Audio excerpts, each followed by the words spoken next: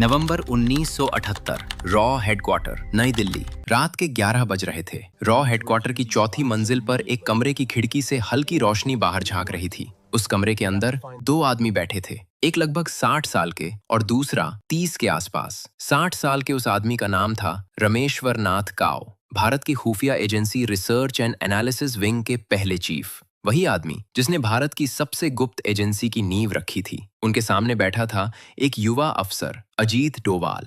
काव ने धीरे से टेबल पर रखी एक मोटी फाइल की तरफ इशारा किया। ये फाइल देखो। डोवाल ने फाइल खोली।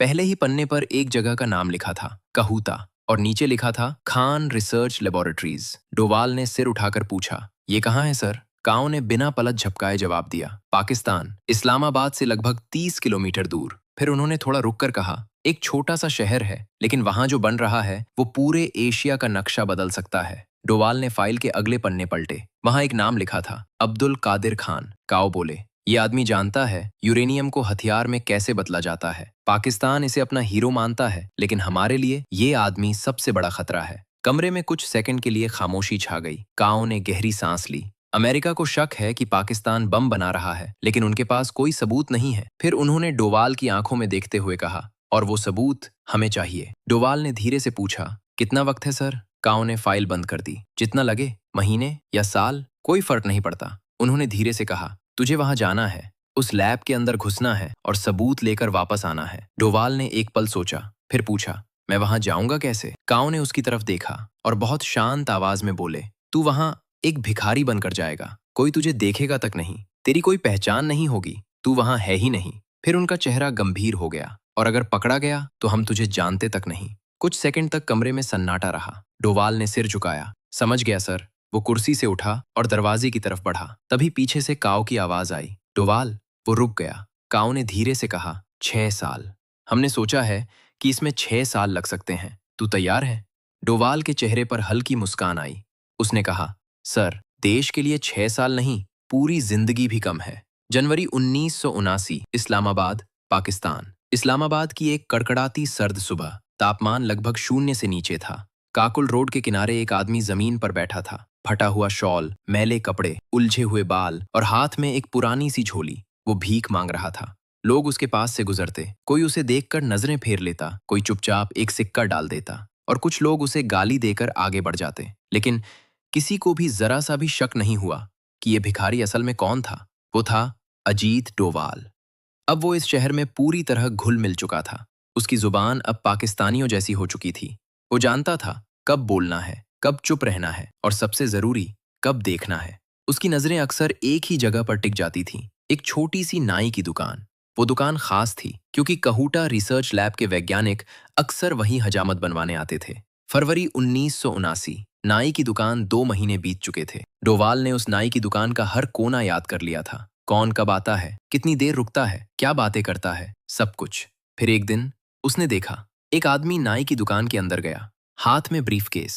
वो लगभग 1 घंटा अंदर रहा, फिर बाहर निकल गया। डोवाल ने उस आदमी का चेहरा अपने दिमाग में हमेशा के लिए कैद कर लिया। अगले दिन उसे पता चला वो आदमी कोई और नहीं था, डॉक्टर अब्दुल कादिर खान, पाकिस्तान के परमाणु बम के जनक। उस रात डोवाल ने अपनी डायरी खोली, कुछ सेकंड सोचा और फिर एक लाइन लिखी, टारगेट मिल गया, अब इंतजार। अप्रैल 1979, नाई की दुकान, दोपहर 3 बजे। 4 महीने बीत गए। डोवाल अब उस नाई की दुकान के ठीक सामने बैठता। उसने देखा कि वैज्ञानिक जब भी आते, वे अपने बालों की कतरनें झाड़ते समय फर्श पर गिरा देते। कोई उन्हें इकट्ठा नहीं करता। डोवाल के दिमाग में एक आइडिया आया। अगले दिन वो नाई की दुकान के ठीक सामने बैठा। उसके हाथ में एक झाड़ू थी। वो सड़क साफ करने का नाटक कर रहा था। जैसे ही एक वैज्ञानिक ने अपने बाल कटवाए और दुकान से बाहर निकला, डोवाल ने झाड़ू लगाना शुरू किया। उसने धीरे से उन बालों को अपनी झोली में इकट्ठा कर लिया। किसी ने देखा नहीं। उस रात डोवाल ने अपने कमरे में जाकर उन बालों को छांटा। उनमें कुछ सफेद बाल थे, कुछ काले, लेकिन उनमें कुछ और भी था, एक अजीब सी चमक। वो समझ गया, ये वैज्ञानिक यूरेनियम के संपर्क में आते हैं। उनके बालों में यूरेनियम के कण हो सकते हैं। मई 1979, इस्लामाबाद, रात 1 बजे डोवाल एक सुनसान इलाके में गया। वहां एक पुरानी इमारत थी। उसने 3 बार दरवाजा खटखटाया, 3 बार रुककर, फिर 2 बार। ये रॉ का कोड था। दरवाजा खुला। अंदर एक आदमी था, पाकिस्तान में तैनात रॉ का दूसरा एजेंट। क्या मिला? उसने पूछा। डोवाल ने एक छोटी सी थैली निकाली। ये बाल है। कहूटा लैब के वैज्ञानिकों के, इन्हें दिल्ली भेजो, जांच कराओ कि इनमें यूरेनियम है या नहीं। तू यहाँ कैसे रह रहा है इतने दिन, भिखारी बनकर? किसी को शक नहीं। दूसरे एजेंट ने हैरानी से देखा, 6 महीने से भिखारी? यार ये देश के लिए है। और सुन, मुझे और चाहिए, इन वैज्ञानिकों के ठिकानों के बारे में पता करो। वे कहाँ रहते हैं, कहाँ जाते हैं, किससे मिलते हैं। ठीक है, लेकिन ध्यान रखना, ISI यहाँ हर जगह है। अगस्त 1979, लाहौर। एक गुप्त मुलाकात। 3 महीने बाद डोवाल लाहौर पहुंचा। वहां एक और रॉ एजेंट उससे मिला। उसके हाथ में एक रिपोर्ट थी। दिल्ली से जवाब आ गया है, उन बालों में यूरेनियम के कण मिले हैं। यूरेनियम 235। डोवाल की आंखें चमक उठी। तो सच है, पाकिस्तान बम बना रहा है? हाँ, और भी बुरी खबर है, अमेरिका को पता चल गया है। उनके सैटेलाइट ने कहूटा की तस्वीरें ली हैं, लेकिन उनके पास सबूत नहीं है। उन्हें यकीन नहीं हो रहा कि पाकिस्तान के पास इतनी तकनीक हो सकती है। डोवाल ने सोचा, हमें और सबूत चाहिए। लैब के अंदर की तस्वीरें, मशीनों की, डॉक्टर खान की, वो तो नामुमकिन है। वहां सिक्योरिटी बहुत सख्त है। कुछ नामुमकिन नहीं, बस सही तरीका चाहिए। दिसंबर 1979, कहूटा। बर्फ की रातें, साल का आखिरी महीना था। कहूटा में बर्फ गिर रही थी। डोवाल अब भी उसी नाई की दुकान के सामने बैठता। उसने देखा कि सर्दियों में वैज्ञानिक कम आते हैं, लेकिन एक आदमी हर हफ्ते आता है, डॉक्टर खान। एक दिन डॉक्टर खान नाई की दुकान में बैठे थे। डोवाल बाहर बैठा था। अचानक एक पुलिस की गाड़ी वहां रुकी। 2 पुलिस वाले उतरे और उसकी तरफ बढ़े। डोवाल का दिल तेजी से धड़का। पकड़ा गया? उसके दिमाग में बिजली कौंधी। एक पुलिस वाले ने उसे धक्का दिया। यहां से हट जा, ये इलाका सुरक्षित नहीं है भिखारियों के लिए। डोवाल ने सिर झुकाया और धीरे से उठकर चला गया। उसकी जान बच गई थी, लेकिन अब उसे एहसास हो गया था, यहाँ रहना खतरनाक हो सकता है। उसे कोई और तरीका ढूंढना होगा। फरवरी 1980, इस्लामाबाद। एक नई पहचान। 2 महीने बाद डोवाल ने अपना रूप बदला।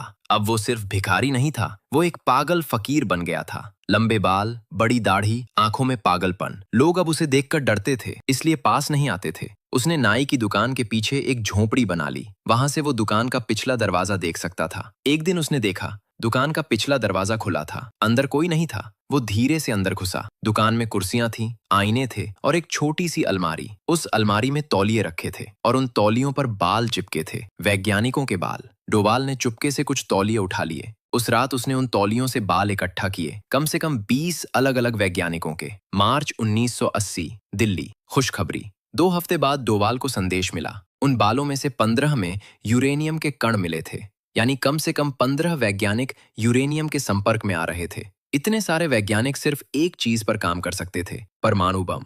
डोवाल ने सोचा, अब और सबूत चाहिए, असली सबूत। जून 1980, कहूटा। खतरनाक मोड़। एक दिन डोवाल ने देखा कि नाई की दुकान में एक नया आदमी आया है। वो वैज्ञानिक नहीं लग रहा था। उसकी आंखें हर जगह घूम रही थीं, दुकान के अंदर, बाहर, आसपास। डोवाल समझ गया, यह ISI का एजेंट है। उन्हें शक हो गया है। उस रात डोवाल ने अपनी डायरी में लिखा, खतरा बढ़ गया है, ISI को कुछ भनक लग गई है, अब और सतर्क रहना होगा। अगस्त 1980, इस्लामाबाद। गुप्त बैठक। 3 महीने बाद डोवाल फिर उस पुरानी इमारत में गया। वहां उसका कांटेक्ट इंतजार कर रहा था। तुम्हें यहाँ से निकलना होगा, उसने कहा। ISI ने तुम्हारे बारे में सुन लिया है। वे हर भिखारी की तलाश कर रहे हैं। नहीं, मैं अभी नहीं जा सकता, मुझे और सबूत चाहिए। लेकिन तुम्हारी जान खतरे में है। जान से प्यारा देश है, मैं रुकूंगा। दिसंबर 1980, कहूटा।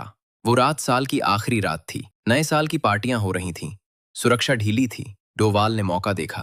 वो रात के अंधेरे में लैब की तरफ बढ़ा, बाड़ फांदी, गार्ड को चकमा दिया। वो उस जगह के करीब पहुंच गया जहां सबसे ज्यादा रोशनी थी। वहां सेंट्रीफ्यूज थे जो यूरेनियम को समृद्ध करते हैं। उसने अपने कैमरे से तस्वीरें ली। 1, 2, 10, 20। हर तस्वीर में वो चीज कैद थी जिसे दुनिया देखना चाहती थी, पाकिस्तान का परमाणु कार्यक्रम। अचानक एक आवाज आई, कौन है वहां?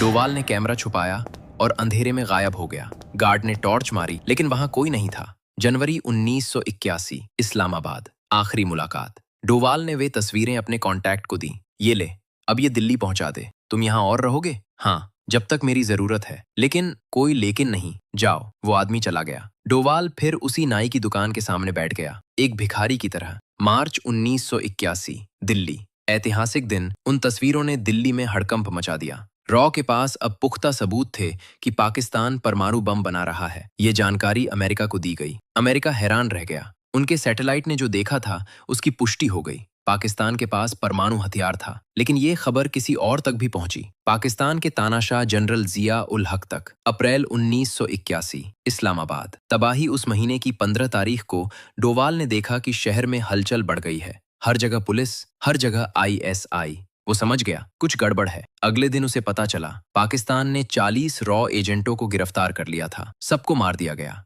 कैसे? किसने धोखा दिया? डोवाल ने अपनी डायरी में लिखा, 40 लोग, 40 जाने, किसी ने हमें बेच दिया। मई 1981, इस्लामाबाद, आखिरी दिन। अब डोवाल के लिए यहाँ रहना नामुमकिन था। हर गली में उसकी तलाश थी। उसने अपना भेष बदला। अब वो एक बूढ़ा हज्जाम बन गया था। एक दिन वो उसी नाई की दुकान के पास से गुजरा। दुकान बंद थी। उसके ऊपर एक तख्ती लगी थी, ये दुकान सरकार ने जब्त कर ली है। डोवाल समझ गया उसकी कहानी यहाँ खत्म हो गई थी। जून 1981, भारत नेपाल सीमा, वापसी। 6 साल बाद डोवाल भारत की सीमा में दाखिल हुआ। वही आदमी, वो सीधा रॉ हेडक्वार्टर गया। काओ ने उसे देखा तो आंखें नम हो गईं। हाँ सर, वापस आ गए? और ये लीजिए। उसने एक डायरी निकाली। उसमें 6 साल की कहानी थी।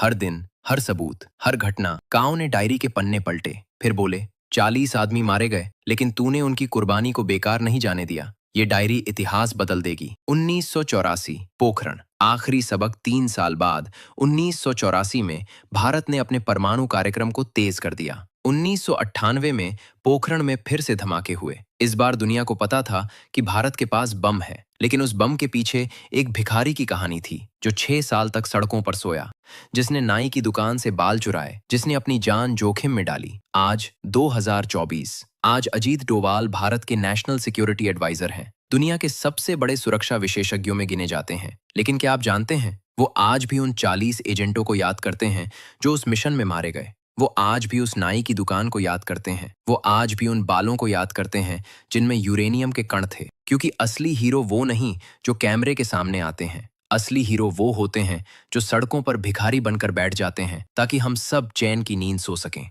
जय हिंद।